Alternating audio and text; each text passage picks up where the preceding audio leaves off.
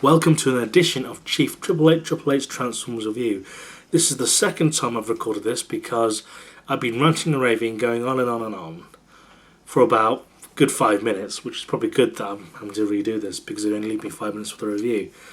Before I realised I hadn't pressed record on the camera. So yeah, this is take 2. I now got to remember what I said initially, which was yes, regarding obviously the new hot topic for the day is once again Vote-bots, and initially I had planned to do a little parody video of the Vote-bot attacks and as an overall video of what's happening, but then I decided against it.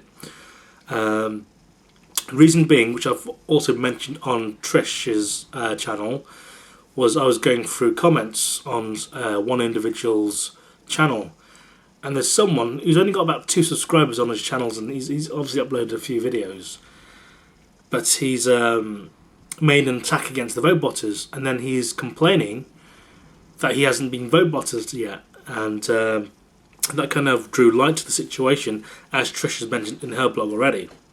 So for more information, go and watch hers. So yeah, I decided against doing the video purely because whoever's doing these attacks is always getting kicks from the reaction amongst our community. So the more attention we draw to these vote-bot attacks, the more likelihood it's going to happen. So for me personally, myself, I'm not gonna, apart from this one last video, I won't be participating in any more Vote-bots commentary, purely because, as I said, it's just going to increase the likelihood of more Vote-bot attacks on other people, whether it be myself, whoever, whatever, and this is a bit of fun. It's a bit, it's an escape from our lives, based on that fact, so I've decided to call it a day on the commenting and you know what I mean. You know exactly what I mean. It's drawing attention needlessly. So that's what I've decided to do anyway. That aside, number 2 thing I was going to say, thanks Wolfgang. Wolfgang1 gave me another shout out again today. And thanks for telling me that I waffle on and I would win an award for that. That made me laugh. I didn't expect you to actually mention me, to be honest. I thought, you're giving out shout-outs to whoever's been attacked and whatnot, but I do waffle on, as I'm doing right now. I don't intend to, it's simply that I waffle. Anyway, that aside, that's it really. So, no more mentions on Vote-bots, and thanks to Wolfgang1. And I'm up to 71 subscribers, thank you very much, which only leaves 29 remaining before I need to do my boxed Wheeljack Diaclone figure, which I'm really looking forward to, because I've not even looked at this figure. He's been in his box ever since I've got him, and he's been locked away in storage. So yeah, I'm really looking forward to opening him on camera. But I'm not talking about him today.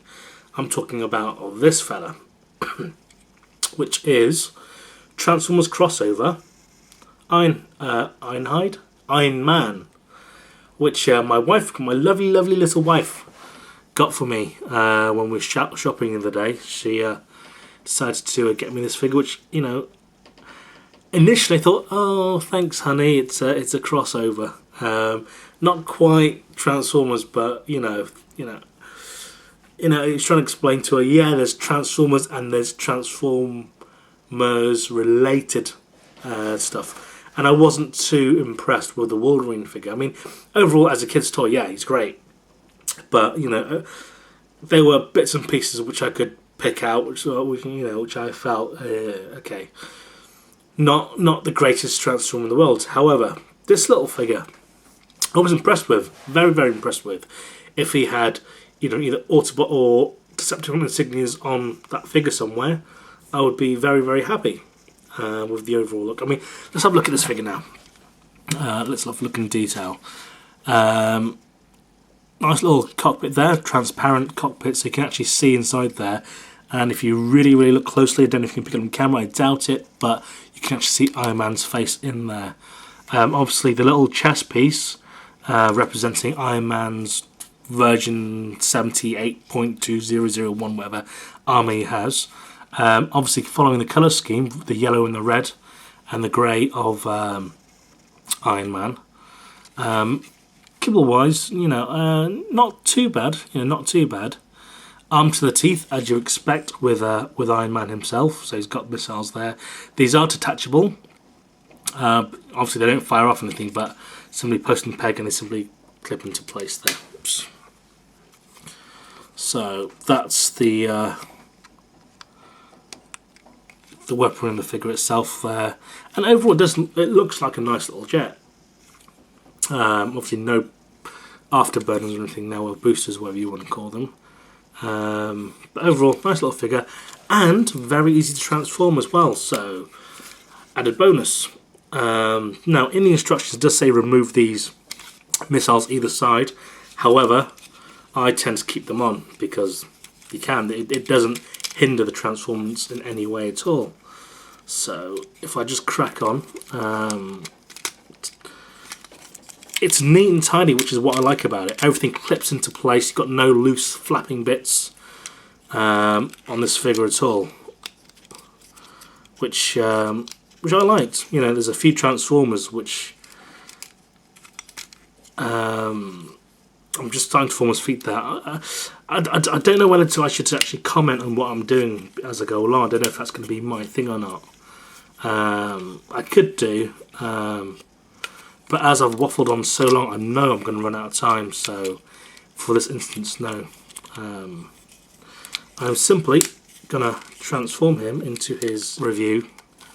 Then you would know about the history between the New Avengers and Transformers. So I initially didn't really like the idea of these figures, especially after the Wolverine figure I reviewed. I wasn't too keen. It was okay, but I wasn't too keen on it. It wasn't going to be something I would definitely add to my collection over the long term. But however, this figure I was, impressed with. Almost there. It sucks when you've only got 10 minutes to review something that's going to take 20 minutes to talk about. Well, for me anyway, purely because I waffle on so long, so much. Anyway, there he is. That's the Iron Man figure transformed. I think I've got everything. Nope, just the final piece, which is, move that down there. And then you've got the Iron Man figure himself, which I think doesn't look too bad. Bearing in mind, of course, this is a Transformers crossover figure. Looks wise, as I said, not too bad. I'm going to point his bad bits out for a moment, but overall, yeah, nice effect. Follows the Iron Man look. Now, one thing it doesn't mention in the instructions, which I found out myself while fucking about with it, these little missiles, I said, do come off, and he's got these little holes in his arms, and these actually fit in very, very nicely. So I don't know that's how it's supposed to be, but they do fit in there. So, but the little missiles, I've tried looking for another peg or something, but they don't fit anywhere at all. So, you can actually have those on his arm. Backwise, Gibble's not too bad. Believable as a Iron Man / Transformers crossover thing. If you watch the IDW Transformers, was it IDW? I can't remember. Anyway, whoever did the Transformers, was it Marvel? Yeah, it was Marvel. Did the crossover between Transformers and New Avengers. Iron Man had actually produced a fucking huge suit to fight the alien invaders before he found out the difference between Autobots and Decepticons. Anyway, one little bad thing I'd say, paint application. I don't know if you can see it on his leg there, is pretty piss poor. It looks like this was done by a blind man with a paintbrush who just simply didn't know how to paint. Anyway, other than that, it's not a bad little figure at all. So, if you're into your crossovers, I'd say yeah, definite, keeper. with this figure. I was quite impressed. Articulation, yeah, he has it. Articulation, you can guess, being a new age Transformer, next gen Transformer, not new age. If he was new age, he'd be like smoking a pipe and going, playing a guitar, going Kumbaya. Yeah, so next gen Transformer kind of thing. You expect a lot of articulation. He does have some bit of kibble in his arm there. Obviously, where his hand would pop out from itself there, you've now got a fucking huge gaping hole. Which, I don't know. I mean, you can twist the arm around if you wanted to have a Megatron-like weapon, which would effectively hide it, but means he can't bend his arm. He can only bend it downwards like that.